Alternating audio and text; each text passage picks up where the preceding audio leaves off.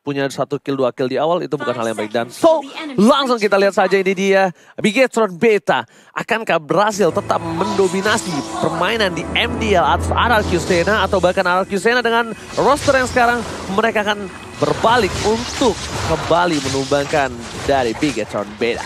Yes, kita bakal lihat aja untuk game pertama kali ini seperti apa pembacaan gameplay antara kedua tim. Karena kita kembali lagi ada di Global Band. Terlihat di sana dari seorang Barbosa pastinya dengan Hildanya dia bertujuan untuk memberikan gangguan ke arah seorang Aether. Dengan HP yang begitu full juga pastinya ini ngebuat dari Barbosa akan sangat amat sustain di early-nya.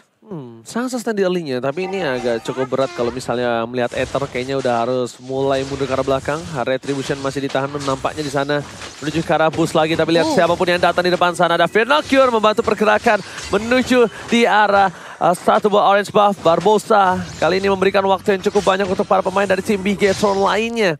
Dari seorang Aether pun itu sendiri, dia akhirnya kali ini kehilangan untuk pergerakan yang cukup cepat dari mobilitasnya, Nevin. Iya, bahkan dia butuh 3 orang loh cuma untuk menghalau seorang Barbosa yang pastinya ini bakal memberikan gangguan entah itu ke arah Warlord-nya juga kehilangan beberapa waktu tambahan. Dan kali ini Firnocure dengan clearing wave yang begitu cepat juga menghadapi dari seorang Banana, dia bisa nge-backup juga. Sama-sama bisa memberikan gangguan, tapi lihat dari seorang Bocil Boy bakal langsung maju ke bagian terdepan untuk akhirnya bisa mengusir Barbosa di menit menuju ke arah menit kedua. Ini akhirnya bisa kita bilang semua yang dimiliki dari seorang Aether nih agak sedikit tertinggal dengan satu buah jungle-nya. Skalizardnya Iya, diambil. Skalizardnya diambil di sisi sebelah kanan dan dia nggak bisa dapetin sisi sebelah kiri dari tim Bigetron Beta. Jadi rugi banget ya jatuhnya. Dan ini dia kalau kita ngelihat dari arah XP lane-nya sebenarnya lebih padat ke arah atas. Jadi gold laner-nya dibiarin aja untuk mereka bisa scaling sendiri-sendiri. Namun Turtle sudah terpop up. Nah, kayaknya bakal cukup ramai di area Turtle. Tapi lihat Banana mengusir Vernocure di depan sana. Para pemain dari tim RRQ Sena. Mereka stay by posisi Jaskar. Lihat dengan Orchidets-nya. Berhasil mendapatkan satu, tapi lihat di sana itu tertangkap. First blood masih didapatkan. Benedetta tidak ada Night for a Night. Dan bakal lihat Barbosa di depan sana.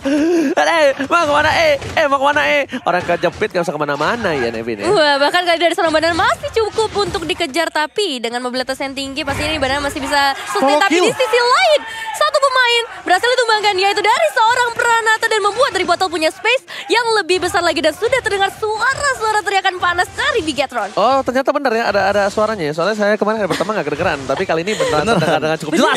Saya dari hari pertama kebetulan emang match pertama pun Bigetron Beta. Coba lihat di sebelah kanan map. Nah adik-adik semua lihat tuh bagaimana Barbosa mendiaki lawannya. Itu adalah salah satu strategi, jangan salah. Betul. Coba kamu lihat di hampir. Almost is never enough.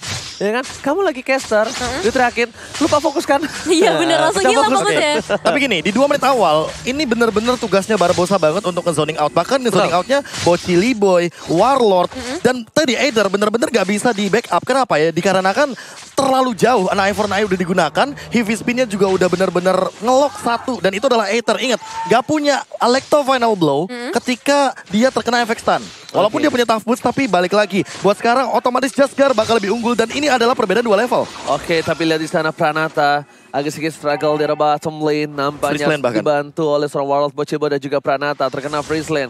Lihat, langsung ada Terror Revenge di depan sana untuk mengecek di mana keberadaan dari para pemain dari Bigetron lainnya.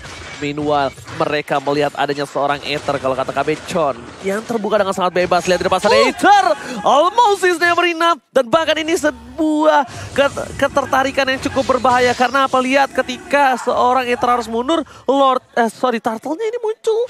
Dan ini akan menjadi sebuah turtle untuk Bigetron nampaknya. Tapi lihat, Turtle Red berhasil diamankan. Bocili Boy gak berhasil mendapatkan battle di arah bottom lane, Evin. Hampir bisa didapatkan, tapi kali ini bakal terfokus ke arah Turtle. Seperti yang tadi baru Bang Oji bilang juga, Aether baru untuk mendapatkan skema ke late game. Oke, tapi nampaknya ada teriakan di arah belakang. Kita menuju ke lane of down. Jaskar coba untuk mendominasi depan sana. Knife for Knight telah dikeluarkan, tapi lihat Retribution di sound point. Purple buff tidak di tangan dari seorang Aether. Aether ketertinggalan dari segi jungle yang cukup banyak. Ini agak cukup mulai drastis kalau aku bisa bilang Nevin ya. Karena dia udah cukup jauh tertinggal dari segi jungle dan melihat dari sisi sebelah kanan. Dengan emblemnya menuju ke arah attack speed untuk dari seorang Aether. Dan sisi sebelah kiri Jaskar menuju ke arah cooldown reduction. Ya ini pembedanya. Ya, jadi makanya Jesgar kenapa Pede menggunakan banget. Retribution terus ya kan. Dia mau farming kemanapun. Ya karena dia Retributionnya cepat, cuma 29 detik. Tuh, pakai lagi retrinya. Iya. Ya kan? Datang lagi. Turtle juga ya, dia bakal cuek. Karena balik lagi, di bawah 30 detik itu bakal cepet banget hitungannya untuk Retribution. Tapi di sisi lain, nah ini dia. Yang unik juga Barbosa mengamankan untuk cooldown reduction. Berbeda dengan Bochili Boy yang dia lebih berfokus kepada magicalnya. Yes, benar banget. Karena memang mungkin ini ada benar-benar poin utamanya adalah ritual combatnya. Semua soft skill dimiliki untuk seorang Aether untuk bisa membuat dia bahkan bermain dengan 50% sisi lapangan kalau kita bisa bilang. Dia main di kanan doang. Dia nggak bisa ke kiri sama sekali. Rotasi ke kiri nggak bisa, Nevin. Tapi yang jelas dia bisa benar-benar nge-control sih ya dari pergerakan Argisana kali ini dari seorang Bocil Boy. Mencoba untuk menangkap sebenarnya ke arah Barbosa tapi masih belum berhasil ngebuat.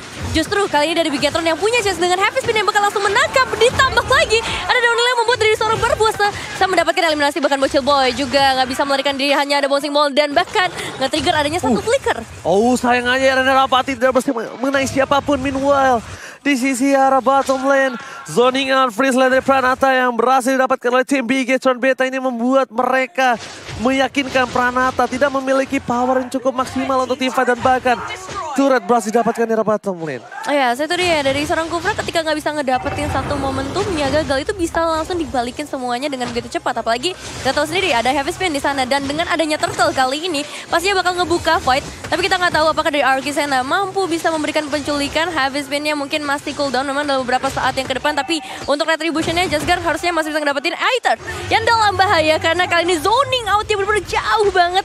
Bahkan kalau bisa disuruh pulang, ini disuruh pulang langsung sama Barbosa. Bochili Boy-nya aja pengen recall ke belakang dan Aether udah pasti harus pulang. Banana terzoning out kali dan bakal lihat cara bottom lane. Happy birthday yang telah dibilang oleh seorang botol, siap-siap untuk kejutan. Dan itu dia kejutannya di mana dari seorang Pranata. Dia benar-benar harus aware dengan adanya map kali ini karena bukan hanya miss. Bukan hanya enemy missing, tapi juga dia ternyata ditungguin di satu posisi yang harusnya itu blind spot. Iya, itu jauh banget. Itu blind spot. Blind spot di area jungle ya. Yes, itu karena blind ketika spot. kita ingin melakukan pattern farming, kan ada beberapa area bush yang cukup berbahaya. Ya, tapi kalau itu di blind spot. kalau di top lane, biasanya itu di samping Kramer. Yes. Tapi kalau misalkan di bottom lane, itu di dekat sama Skelizard. Dan itu adalah dua kondisi map, yang dimana kalau winning condition, kita pasti bakal kuasain itu. Masih bisa. Tapi kalau lose condition, hati-hati dah farming di situ. Nah sama ini satu lagi nih di atas buff ini nih. Ini loh rata-rata bakal coba bisa dua kita lihat Wesker bahkan berhasil mendapatkan dua objektif secara langsung, point kill dan juga turret di sini nampaknya. Wah, benar-benar sekali tembak langsung hilang dan ini surprise yang memang ditujukan dari Bigetron. Tapi kita bakal kembali lagi dengan dua outer turret yang berhasil diamankan oleh Bigetron semakin baru. luas lagi. Stiker baru. Tapi Nevin di depan sana langsung ada Jesgar masih dapatkan dari West dan ternyata follow up bottle town shutdown berhasil didapatkan. Ini menjadi satu hal yang cukup lumayan membuat seorang Pranata bisa bertahan hidup sampai ke late game nih Nevin. Iya, crossbow petangnya tadi sempat terbuka cuma baik lagi dengan ketinggalan gold kayak gini, ketinggalan dari skill level Pranata bahkan udah keculik 2 kali, damage-nya nggak bakal terlalu maksimal masuk ke arah pemain Bigetron, apalagi tadi connect-nya ke arah seorang Jesgar. Bener banget Nevin, dan ini kita lihat dari segi itemnya mereka agak tertinggal jauh. Pantesan ya. BOD Heptasis gimana nggak meleduk balon hijau? Nggak cuma itu, Pranata baru jadi di mana Sword-nya ketika kita tadi ngelihat Dapetin Jesgar. shutdown. Ya, Jesgar itu pun bener-bener cuma 1.500 damage. Dan itu cuma satu item loh, gacangan yang terjadi. Oke, Retribution di Stone Point kali ini perbandingan menjadi 5.000 dan jangan sampai menyentuh 7.000 Nevin. Jangan sampai bahkan menyentuh 10.000 karena itu bisa menimbulkan tabrak gaming.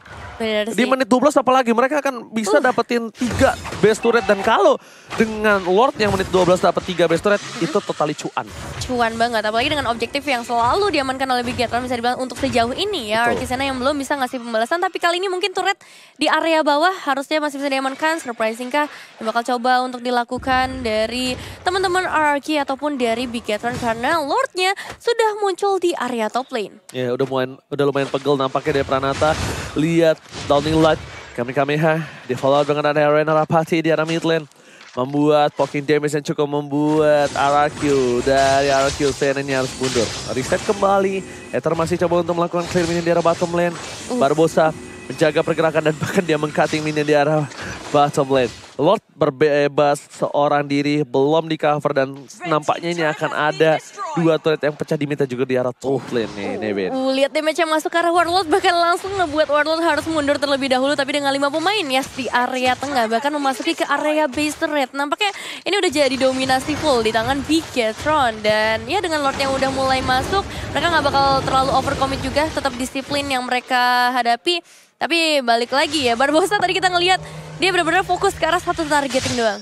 Aether doang. Tapi Aether kali nampaknya harus recall dan oh my god, Turning Light melakukan sedikit distraction tapi nampaknya tercancel. Aether tertangkap, masih bisa melakukan DS. Where are you going? I cover the blow. Aether Basara dan Jaskar menutup, tidak bisa dapatkan. Barbosa masih mau lebih. Recall dikeluarkan tapi ternyata Aether still survive, berhasil mundur ke arah belakang. Oh my god, almost is never enough. Ingat Profesor, hampir itu tidak pernah cukup. Ini perjalanan yang susah banget dilalui sama Aether, cuman pengen balik ke arah base tapi obstacle-nya tuh banyak banget dikasih sama Bigetron, bikin dia nggak mudah pastinya. Mana suaranya, Dek? Itu namanya, itu ada pepatah bilang. Apa tuh? Berakit-rakit dahulu. Berenang-renang kemudian. Bersakit-sakit dahulu. Bersenang-senang kemudian. Gak datang-datang senengnya.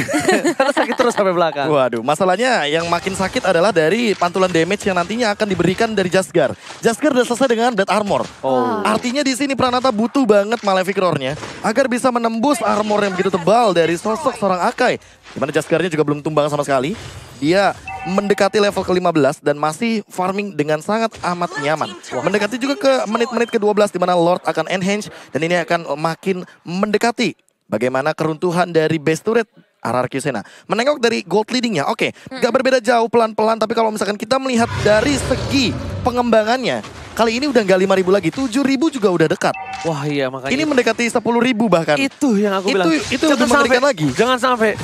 Kalkulitnya aku udah bilang, menit 12 dapat lot, bedanya 10.000, itu bakal berat banget untuk menahan. Nah, dari segi level, dari segi item itu bakal berat. Dan matching kah? Yes, lihat damage Trainer Apathy. Kali ini damage terlalu besar, tapi Aether mundur ke arah belakang, mencoba berhasil mendapatkan.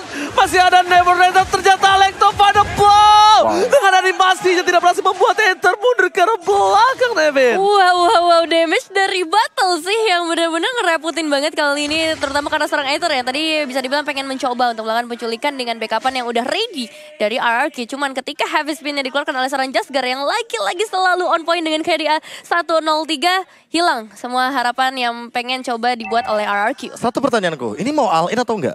Karena yang nongol duluan itu Aether. Yes. Apakah ada keraguan-raguan dari Bocili Boy mungkin untuk melakukan setup? Karena Banana udah terkena runner Apathy duluan. Jadi dia udah sekarat duluan, dia nggak mau ngambil resiko. Dan alhasil yang tadinya ada niatan untuk nge-snatch ke arah Lordnya tapi ternyata tidak jadi. Ya, possible juga sih ya. Karena kalau kita ngeliat tadi kondisinya, ini Lord yang penting banget loh untuk RRQ. Makanya ketika mereka nggak berhasil dapetin Lordnya, memang masih ada seorang Warlord yang bisa punya ya sedikit area atau impact yang cukup besar. Tapi kali ini satu turret berhasil langsung diamankan. Dan ternyata Warlord down. Dan bakal lihat crossbow tank belum dibuka. Alexa pada pro dan lihat damage yang terlalu besar. Jaskar dari garis depan, Banana coba untuk melakukan flanking ke arah belakang tapi nampaknya tidak berhasil. Banana down, double kill, looking for triple kill, looking for medium. Tapi kali ini tidak masih didapatkan. Bigetron Beta takes the game 1. Wow, wipeout berhasil